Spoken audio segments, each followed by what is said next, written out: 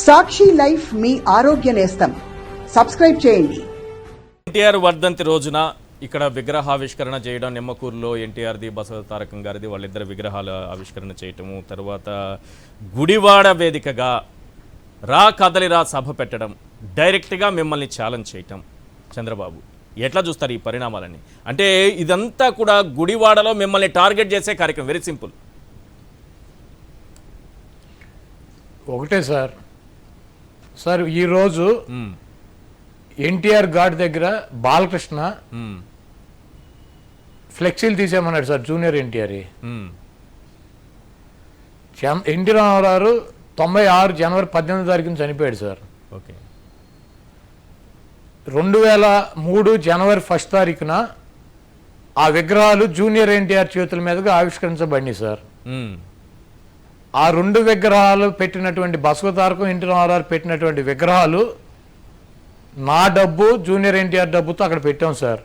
Okay. ఆ రోజే ఆ 2 విగ్రహాలు 35 లక్షల రూపాయలు పెట్టి పెట్టాం సార్. 2003లో 20 సంవత్సరాల నాడు. దాంట్లో డబ్బు నాది, తంది సార్.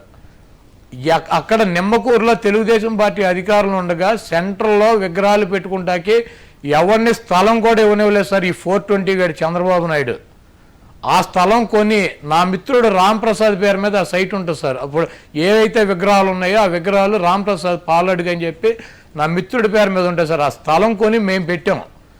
ఆ విగ్రహాలు కానీ ఆ స్థలం కానీ జూనియర్ ఎన్టీఆర్కి మాకు సంబంధించినటువంటి స్థలం, మా విగ్రహాలు సార్. ఈరోజు ఎన్టీ రామారావు విగ్రహాలు నిమ్మకూరులో మేము ఎందుకు పెట్టామంటే రామారావు గ్రామం కాబట్టి ఎవరు వచ్చినా కూడా చంద్రబాబు లాంటి 420 గాళ్ళు వెధవులు వచ్చినా కూడా విగ్రహాలను సందర్శించుకుంటాకి, దండలు వేసుకుంటాకి మాకు ఎటువంటి అభ్యంతరం లేదని చెప్పి మేము ఆ విగ్రహాలు, దండలు చంద్రబాబు నాయుడు ఈరోజు ఇల్లు వేయటానికి మేము ఒప్పుకున్నాం సార్. నేను గనక వెళ్ళి ఆ రాంప్రసాద్ని పంపించి పోలీస్ స్టేషన్లో కేసు పెట్టి ఈ స్థలాలు, విగ్రహాలు ఉన్నాయి, చంద్రబాబు నాయుడు ఆ విగ్రహాలని ముట్టుకుంటాకి వీలేదు, మా స్థలంలోకి రాకూడదంటే చంద్రబాబు నాయుడు ఆ స్థలాలను, ఆ విగ్రహాలను ముట్టుకోలేడు సార్. కాకపోతే జూనియర్ ఎన్టీఆర్కి మాకు ఉన్నటువంటి సంస్కారం సార్. ఆయన ఎన్టీఆర్ అనేటువంటి వ్యక్తి సొంత వ్యక్తి కాదు, అతని ప్రజల ఆస్తి. మనం విగ్రహాలు పెట్టింది మన కోసం కాదు, మనం దాచుకుంటా కాదు, ఆయన్ని 10 మంది చూసుకుంటాకి, 10 మంది ఆయన గుర్తు చేసుకుంటాకి, 10 మంది ఆయన అడుగుజాడలో నడగటానికి పెట్టామని చెప్పి మేము ఆ రోజు నుంచి ఈ రోజు దాకా ఈ బుల్బుల్ బాలయ్య వెళ్ళినా కూడా, చంద్రబాబు వెళ్ళినా కూడా, లోకేష్ వెళ్ళినా, ఎవడు వెళ్ళినా కూడా ఆ విగ్రహాలకి దండలేసినా, ఆ విగ్రహాలను సందర్శించినా, ఆ విగ్రహాల దగ్గరికి వెళ్ళినా కూడా మేము ఒక మాట కూడా మాట్లాడేటువంటి పరిస్థితి లేదు సార్. ఇప్పుడు ఘాట్ ఉంది సార్. ఆ ఘాట్ ఏమన్నా చంద్రబాబు నాయుడును బాలకృష్ణ కట్టించారు సార్? హైదరాబాద్ సిటీ ఏమన్నా వీళ్ళిద్దరుదా? అక్కడ ఉన్నటువంటిది ఏదైనా ఒక రాగి పైసా చంద్రబాబు కానీ బాలకృష్ణ కానీ ఉందా సార్? అది ప్రభుత్వ డబ్బుతో నిర్మించినటువంటి ఘాట్ సార్. అది అక్కడ జూనియర్ ఎన్టీఆర్, పెద్ద ఎన్టీఆర్, చిన్న ఎన్టీఆర్ బొమ్మలేసి ఆయన అభిమానులు ఎన్టీఆర్ వస్తాడు కాబట్టి ఫ్లెక్సీలు కట్టుకుంటే అదే ఫ్లెక్సీ మీద పెద్ద ఎన్టీఆర్ బొమ్మ కూడా ఉంది కదా సార్. నువ్వు ఎలా తీసేయమంటావు సార్? ఒక కన్న కొడుకుగా ఒక ఆయన కడుపును పుట్టి కొడుకు బొమ్మను తండ్రి బొమ్మ తీసేయమనేటువంటి దౌర్భాగ్య పరిస్థితి నీకు ఎలా కలుగుతుంది? నీకు అసలు మనిషి జన్మేనా నువ్వు ఎత్తింది? నీకు ఆ పిచ్చి సర్టిఫికేట్ పెట్టుకుని తిరుగుతూ ఎందుకు సార్ ఇతను ఆ మెంటల్ హాస్పిటల్లో చేర్చకుండా రోడ్డు మీదకి వదులుతారు? అతని తండ్రి ఇతని ఆస్తి కాదు, అది ఇతనికి సంబంధం లేదు. అది గవర్నమెంట్ నిర్మించినటువంటి ఘాటు. అక్కడ ఆ ఘాట్ రోడ్డు మీద, పబ్లిక్ రోడ్డు మీద ఎవడో ఫ్లెక్సీ పెట్టుకున్నారు, 2 ఫ్లెక్సీలు అభిమానులు పెట్టుకున్నారు. అతను ఎవరో యాదవ్ అని చెప్పి రాసి ఉంది. పెట్టుకుంటే నీ సొత్త, నీ బావు కట్టించాడు. అది నీ బావు డబ్బు, నీ డబ్బు ఏమైనా ఉందా? 5 పైసలు రాగి బిళ్ళ ఉందా మీది? మీరు ఎవడో అసలు తీసేయమని చెప్పాడట. రోడ్డు మీద పెట్టినటువంటి ఫ్లెక్సీలు, చంద్రబాబు ఫ్లెక్సీలు, బాలయ్య ఫ్లెక్సీలునే ఉంచి జూనియర్ ఎన్టీఆర్ బొమ్మ ఉంది కాబట్టి, హరికృష్ణ గారి బొమ్మ ఉంది కాబట్టి, పెద్ద ఎన్టీ రామారావు బొమ్మ ఉంది కాబట్టి అసలు సంస్కారం ఉందా సార్? పెద్ద ఎన్టీఆర్ ఎవరు సార్? బొమ్మ ఎవరుంది? సీనియర్ ఎన్టీఆర్ తండ్రి బొమ్మ తీంచుతో హరికృష్ణ గారి తాలకే ఉంది. హరికృష్ణ గారు ఎవరు సార్? నీ అన్న. ఎన్టీఆర్ ఎవరు సార్? నీ కొడుకు. సిగ్గు సేరం ఉందా సార్? ఏం సార్, ఏం జన్మ సార్ అది? మనిషి జన్మేనా? అసలు ఏమన్నా అన్నం తిన్నాడు, గడ్డి తిన్నాడు సార్ అతను? ఏమీ లేదు. అల్లుడికి రహదారి వేయటానికి అతను అడ్డంగా ఉంటాడు కాబట్టి తండ్రి లేదు, అన్న లేదు, కొడుకు లేదు. వాళ్ళు ఇచ్చేటువంటి చిల్లర కోసం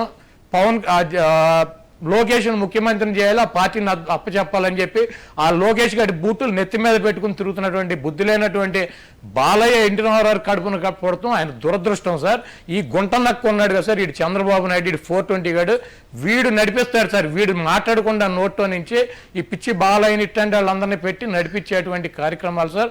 నేను వాళ్ళు చెప్తున్నా సార్, ఎన్టీఆర్ ఫ్లెక్సీ తొలగించాము తీసేయమని చెప్పానని చెప్పి అనుకున్నాడు. ఎన్టీ రామారావు అభిమానులు ఎక్కడైనా తెలుగుదేశం పార్టీ మీటింగ్లు జెండా పట్టుకొస్తే కొట్టి ఏదో మానసిక ఆనందం పొందుతున్నారు సార్.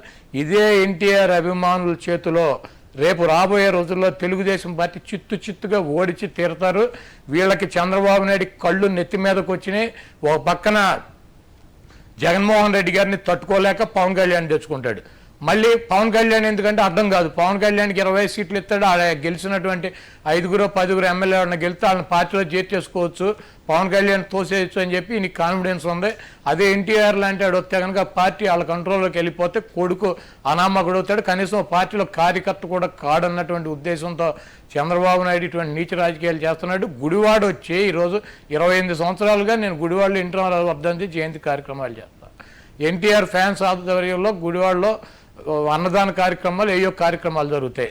ఈరోజు 18వ తారీఖు కావాలని ప్రోగ్రాం పెట్టుకుని నేను ఎన్టీఆర్ పెట్టినటువంటి విగ్రహాలకు దండలేసి సిగ్గులేని వెధవ ఈ గుడివాడ వచ్చి గుడివాడలో పొకోడి గారిని ఒకరిని ఇక్కడ తీసుకొచ్చాడు, చేంపందిలాగా ఉంటాడు, ఆడు అమెరికా నుంచి తీసుకొచ్చి ఇక్కడ పెట్టాడు.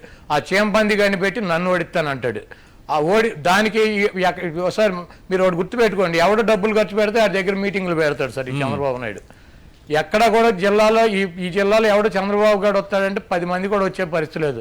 ఇటు పక్కన మా 7 సీట్లు పెడన్ నుంచి జనాన్ని తెచ్చారు, బందర్ నుంచి జనాన్ని తెచ్చారు, పామర్ నుంచి జనాన్ని తెచ్చారు, పెనలూరు నుంచి జనాన్ని తెచ్చారు, గన్నవరం నుంచి తీసుకొచ్చారు, గుడివాడ నుంచి తీసుకొచ్చారు, ఏలూరు నుంచి తీసుకొచ్చారు, ఇటు కైకలూరు నుంచి తీసుకొచ్చారు, దెందులూరు నుంచి తీసుకొచ్చారు, గుడివాడ నుంచి జనాన్ని మొదలు చేశారు. 10 కాన్స్టిట్యున్సీల నుంచి 5,000 కుర్చీలు వేశారు సార్. 10 కాన్స్టిట్యున్సీలకి 1,00,000 మంది అని చెప్పారు వాళ్ళు, ముందే ప్రకటించారు 1,00,000 మందితో సభ, గుడివాడ నడిబొడ్డున 1,00,000 మందితో సభ నిర్వహిస్తున్నానని చెప్పారు చంద్రబాబు. మీరేం 5,000 మంది అంటున్నారు, 5,000 కుర్చీలు. చంద్రబాబు నాయుడు ఐశ్వర్య రాయ్ అండి సార్, ఈయన చూస్తా పడి రావటానికి. చంద్రబాబు నాయుడు గుడివాడలో జనం ఎంతమంది వస్తారో మనం గతంలో చూసాం. 5,000 కుర్చీలు వేశారు, 5,000 కుర్చీలు. నేను ఇందాక మీడియా వాళ్ళతో పొద్దునే చెప్పాను, మీరు ఎవరిని ఉంటే లెక్కండి అని. 5,000 కుర్చీలు వేసారు, 3,000 ఫుల్ అయినాయి, 2,000 ఖాళీగా ఉన్నాయి. వీడు 10 కాన్స్టిట్యూన్సీ నుంచి జనం తీసుకొస్తే 5,000 మంది కూడా ఉండేటువంటి పరిస్థితి లేదు. ఈ సొల్లు కబుర్లు, దాంట్లో చంద్రబాబు నాయుడు కమ్యూనిటీకి సంబంధించిన వాళ్ళే వెళ్ళి ముందు వరుసల్లో మొత్తం కూర్చుని ఉన్నారు. కాబట్టి తెలుగుదేశం పార్టీ ఒక కుల పార్టీ అయింది. తెలుగుదేశం పార్టీ ఇంకో కులాన్ని ఓటు కోసం ప్రయత్నిస్తా పవన్ కళ్యాణ్ తీసుకొచ్చి వెనకాల సపోర్ట్ చేసినటువంటి పరిస్థితి. ఈ రోజు ఈ రాష్ట్రంలో ఎస్సీలు కానీ, ఎస్టీలు కానీ, బీసీలు కానీ, మైనార్టీలు కానీ, అగ్రవర్ణాల్లో ఉన్నటువంటి పేదలు కానీ జగన్మోహన్ రెడ్డి గారికి మద్దతుగా ఉన్నారు. చంద్రబాబు నాయుడు, పవన్ కళ్యాణ్ వీళ్ళందరూ కలిసి ఎన్ని డ్రామాలు వేసినా, ఎన్ని రాజకీయాలు చేసినా చంద్రబాబు ముఖ్యమంత్రిని చేయాలని చెప్పి చంద్రబాబు, పవన్ కళ్యాణ్ వాళ్ళ కార్యకర్తలు, వాళ్ళ నాయకులు, ఆయన మద్దతుదారుల అభిప్రాయాలను పరిగణలోకి తీసుకోకుండా ఈ నెల చంద్రబాబుకి వెనకాల ఎంత సపోర్ట్ చేసినా కూడా ఆ ఓటు కూడా ట్రాన్స్ఫర్ అయ్యేటువంటి పరిస్థితి లేదు. చంద్రబాబు నాయుడు గుడివాడలో ప్రోగ్రాం పెట్టి గుడివాడలో నన్ను ఏదో ఓడించాలని చెప్పి 2014లో మీటింగ్ పెట్టాడు, 2019లో మీటింగ్ పెట్టాడు, నన్ను ఓడించమని చెప్పాడు. ఈ రోజు ఎవడో చేంపంది గారిని వాడిని తీసుకొచ్చి పెట్టి సార్ గుడివాడలో ఈయన పోటీ పెట్టిన అభ్యర్థి కౌంటింగ్ రోజు వెళ్ళిపోతాడని చెప్పి గుడివాడలో ప్రతి ఒక్కడికి తెలుసు.